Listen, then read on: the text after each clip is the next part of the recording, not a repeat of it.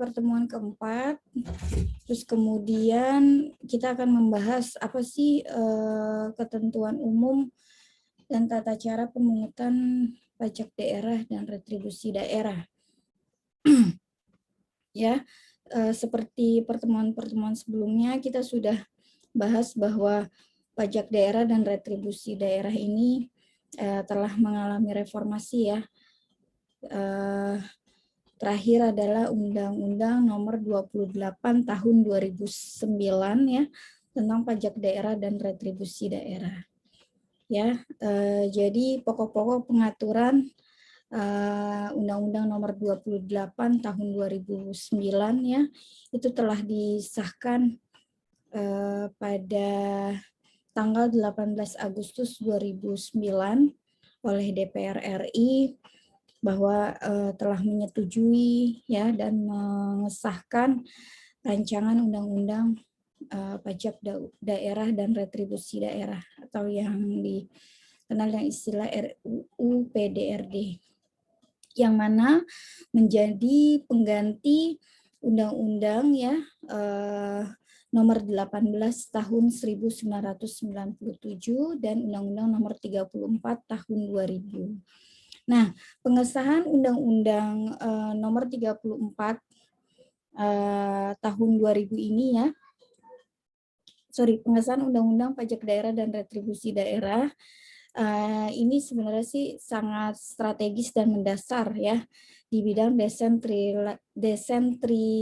desentralisasi fiskal karena terdapat perubahan kebijakan yang cukup fundamental dalam penataan kembali hubungan keuangan antara pusat dan daerah.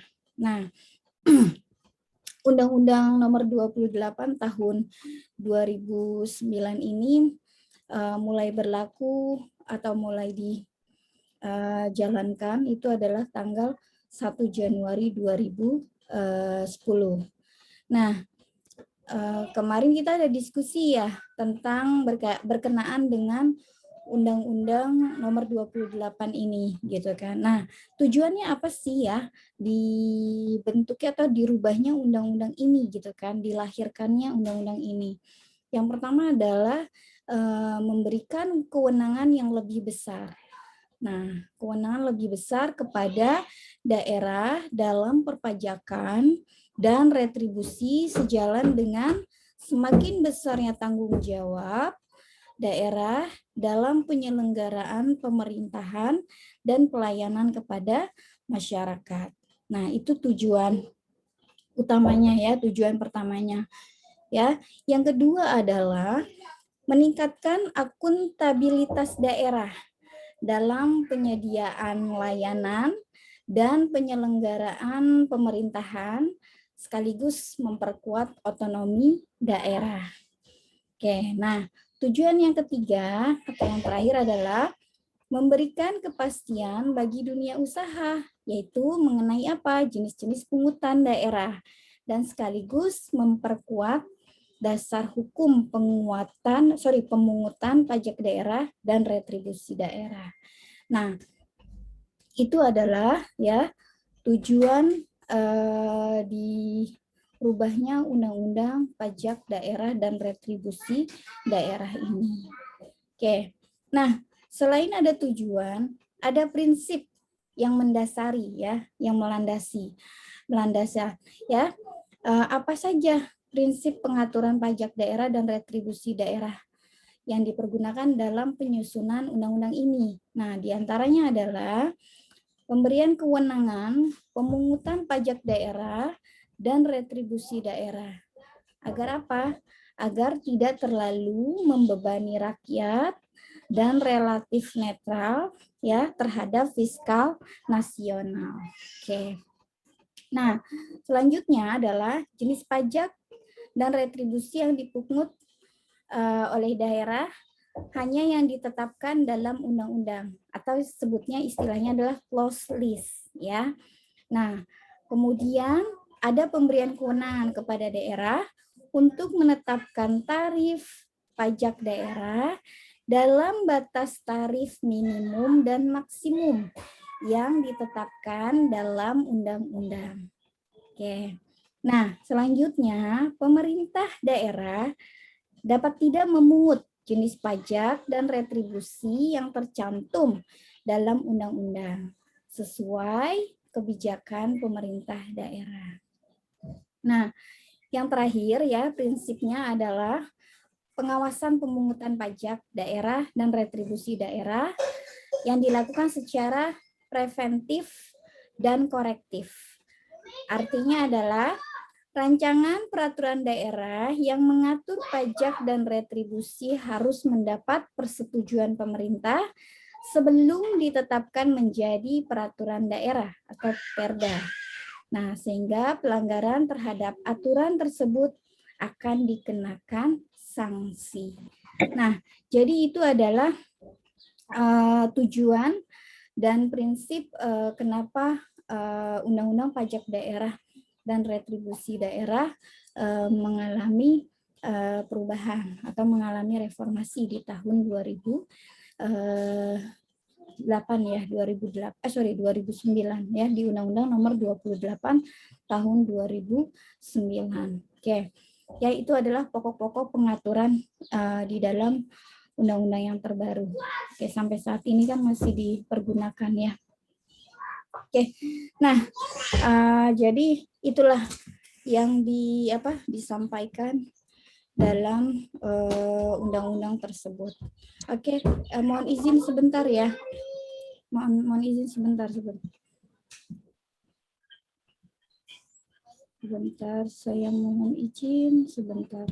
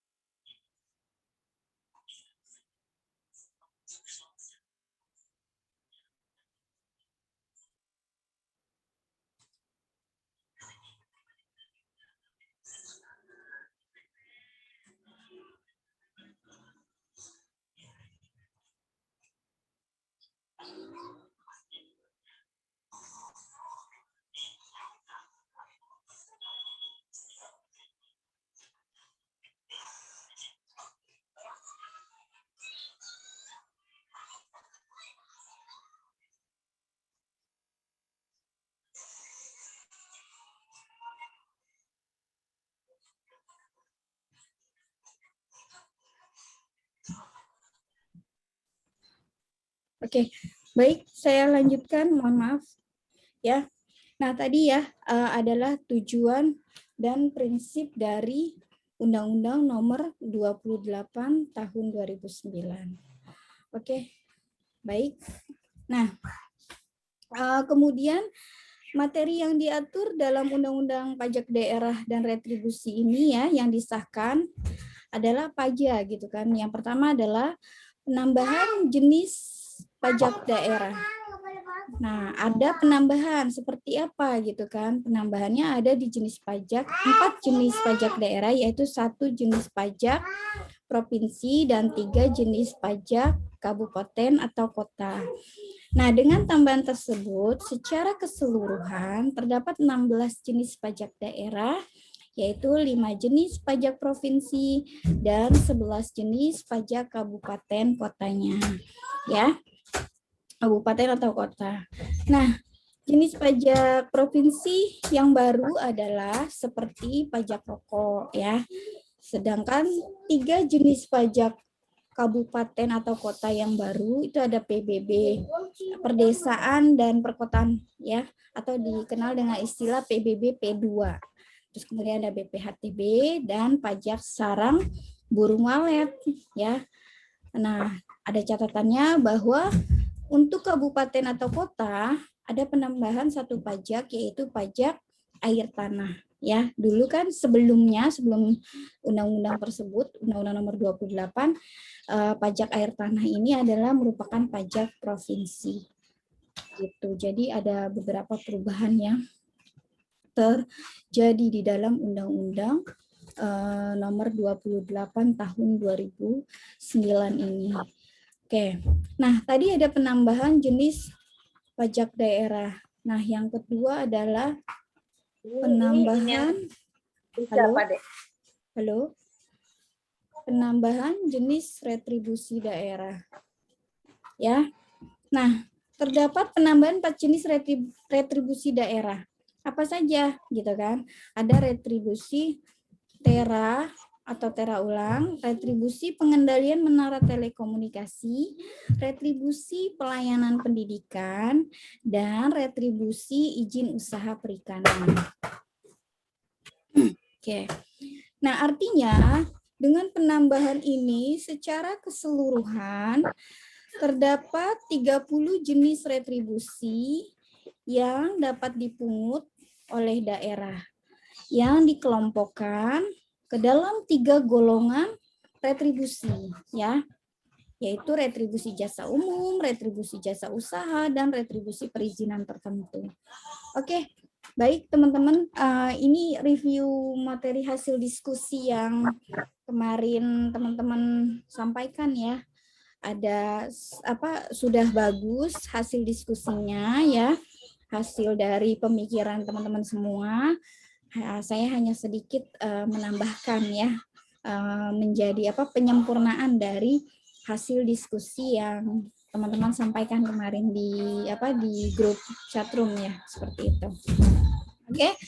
Nah, selanjutnya ya, adanya perluasan basis pajak daerah ya. Seperti apa basisnya ya? Yaitu ada pajak kendaraan bermotor ya kan, bea balik nama kendaraan bermotor, kemudian ini termasuk kendaraan pemerintah ya. Nah, kemudian ada pajak hotel yang mencakup seluruh persewaan di hotel, dan pajak restoran termasuk catering atau jasa boga. Oke. Nah, yang selanjutnya adalah perluasan basis dari retribusi daerah. Nah, perluasan basis retribusi daerah ini dilakukan dengan mengoptimalkan pengenaan retribusi izin gangguan. Sebentar sayang ya. Ya. Sehingga mencakup berbagai retribusi yang berkaitan dengan lingkungan yang selama ini telah dipungut, seperti retribusi izin pembuangan limbah cair, retribusi AMDAL ya, dan retribusi pemeriksaan kesehatan dan keselamatan kerja. Oke. Nah, yang ini ada 7 ya untuk materi dalam Undang-Undang nomor 28 tahun 2009. Nah, yang kelima adalah kenaikan tarif maksimum pajak daerah.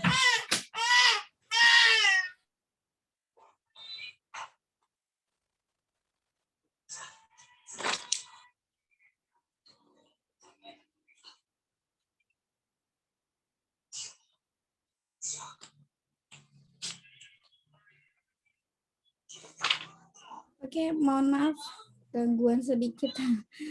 Yang kelima adalah kenaikan tarif maksimum pajak daerah, yaitu memberi ruang gerak bagi daerah mengatur sistem perpajakannya dalam rangka peningkatan pendapatan dan peningkatan kualitas pelayanan.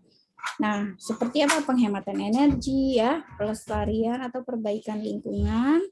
Tarif maksimum beberapa jenis pajak daerah dinaikkan. Nah, seperti apa saja? Itu ada PKB atau pajak kendaraan bermotor, itu dinaikkan dari 5% menjadi 10%. Nah, tapi ini khusus untuk kendaraan pribadi dan diterapkan tarif progresif ya. Oke. Yang kedua, tarif maksimum bea balik kendaraan. Sebentar sayang. Iya, duduk dulu sebentar. Bea balik nama kendaraan bermotor ya, dinaikkan dari 10 menjadi 20%. Nah, terus kemudian tarif maksimum pajak bahan bakar kendaraan bermotor ya, dinaikkan dari 5% menjadi 10%. Khusus untuk kendaraan angkutan umum ya. Tarifnya ditetapkan lebih rendah atau dapat ditetapkan lebih rendah, maksudnya seperti itu. Nah, kemudian ya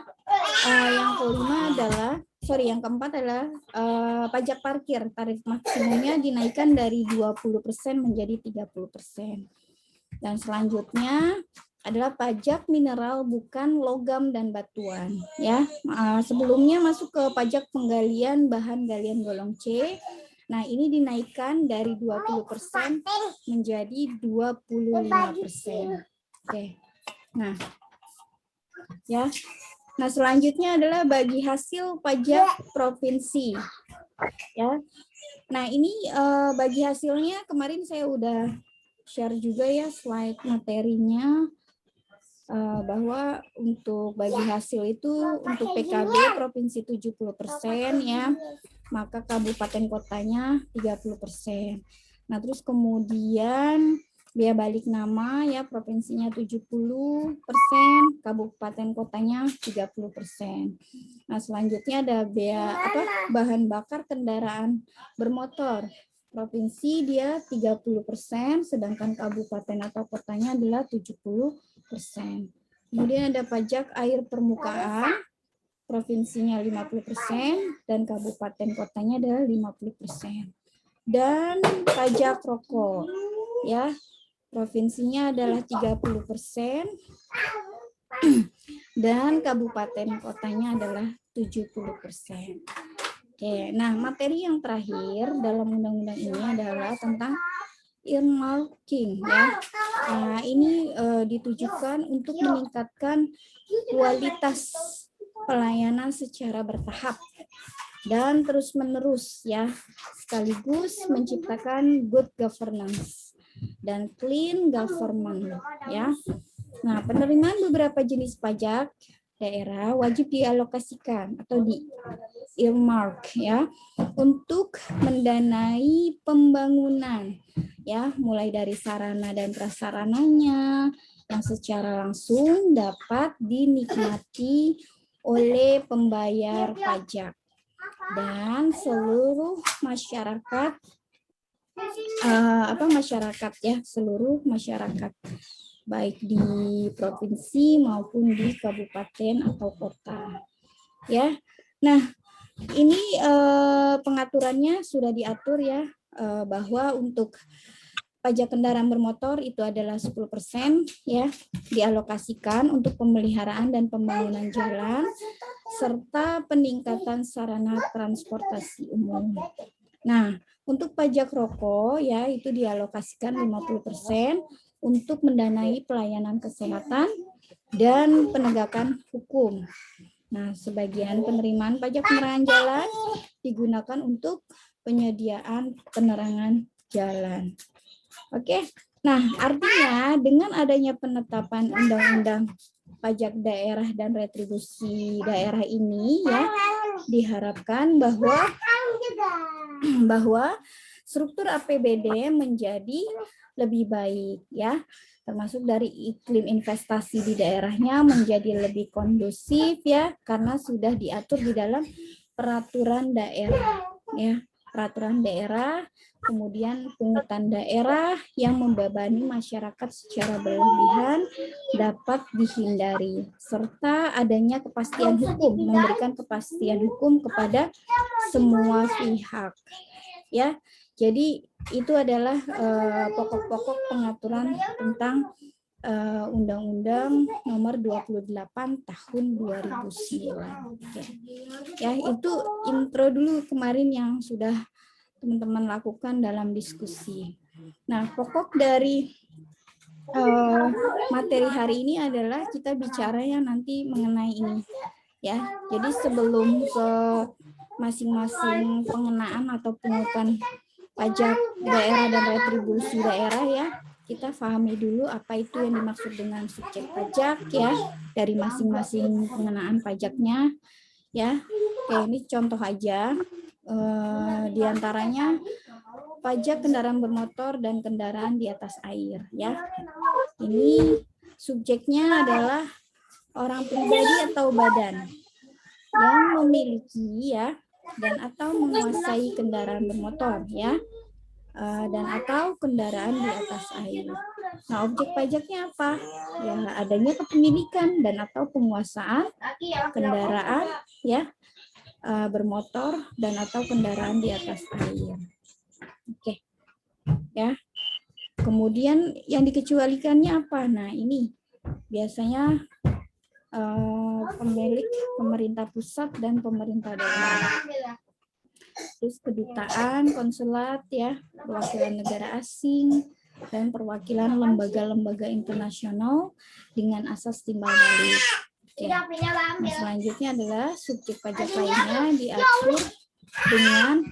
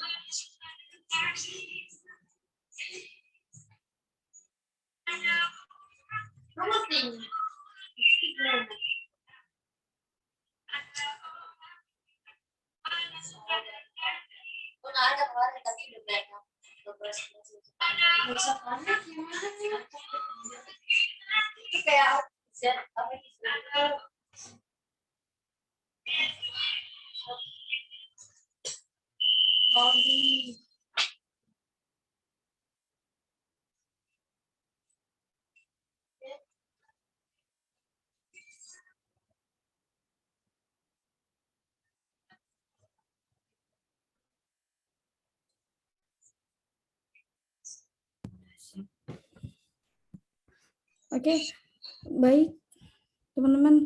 Ya, ini untuk subjek pajak kendaraan bermotor dan kendaraan di atas air. Sebentar dulu ya, ini anak saya.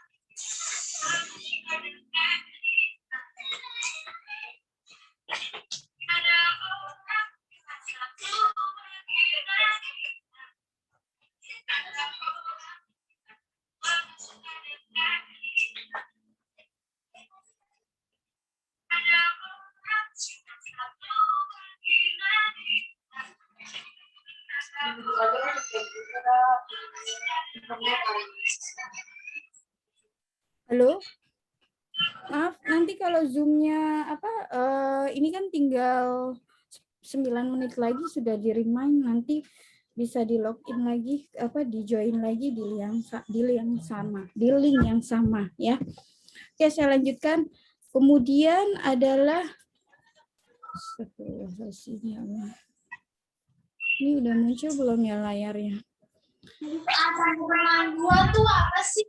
Oke, ini ada subjek pajak bea balik nama kendaraan bermotor ya.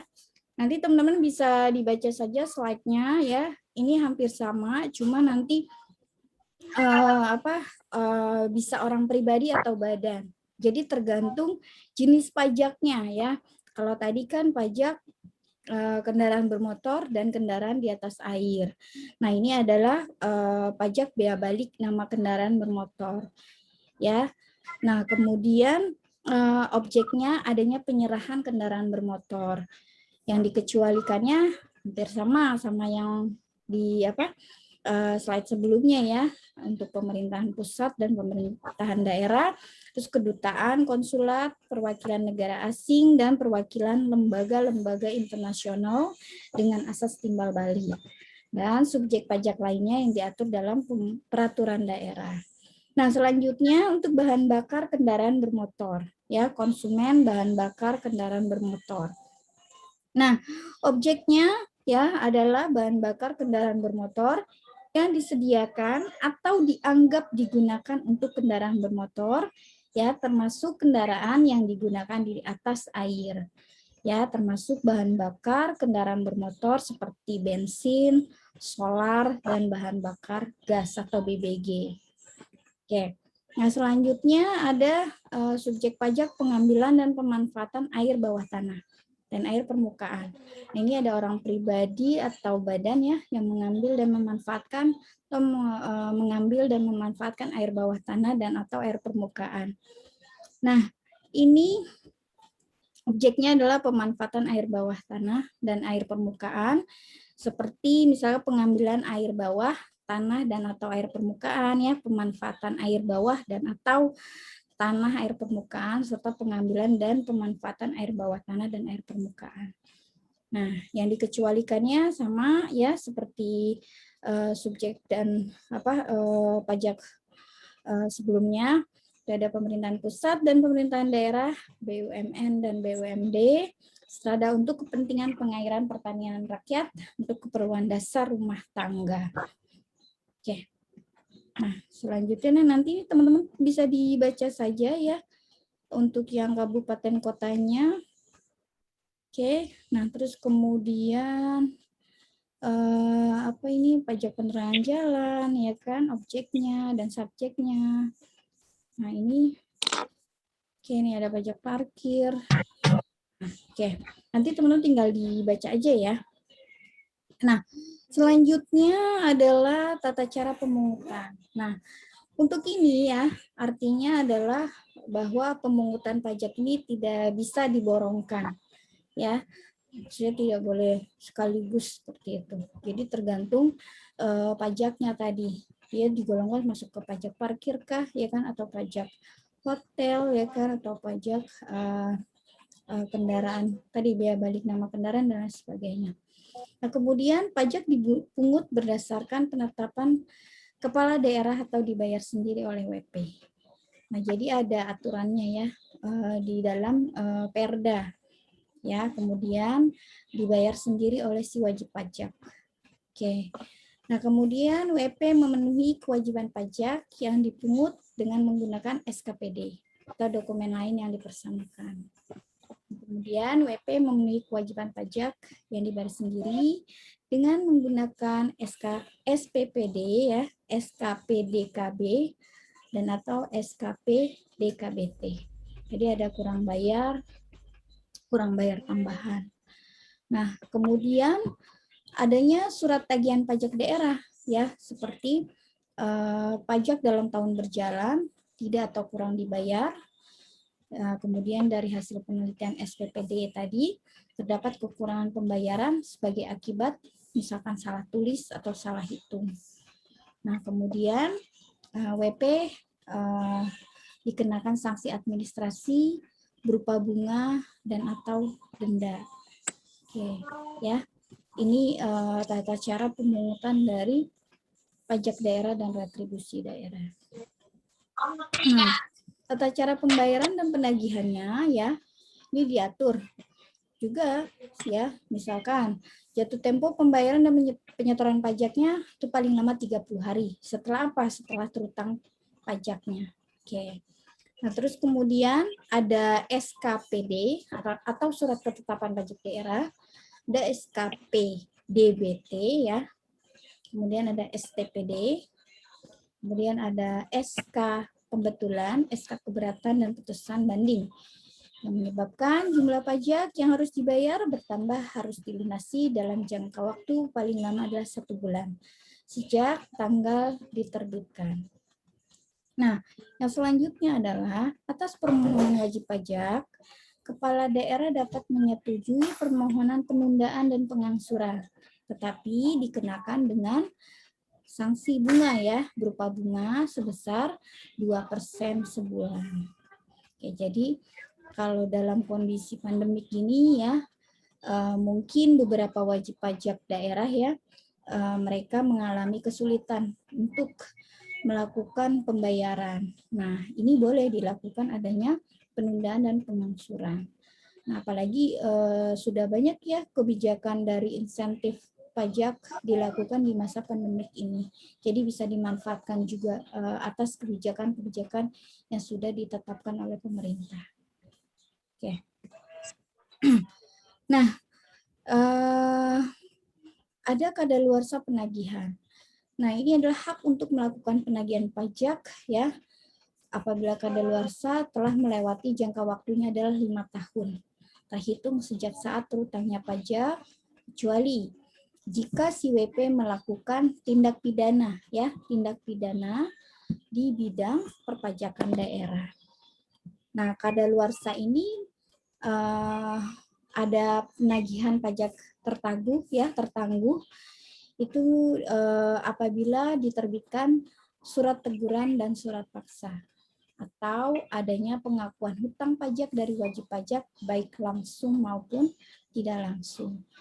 Nah, inilah sekilas tentang ketentuan umum tata cara pungutan pajak daerah ya, bagaimana cara pemungutannya ya, terus kemudian cara penagihan dan pembayarannya, terus masa kadaluarsa penagihan dan subjek serta objek dari masing-masing pajak daerah ya, baik provinsi maupun kabupaten atau kota. Ya, mungkin ini yang bisa saya jelaskan ke teman-teman, saya sampaikan ya.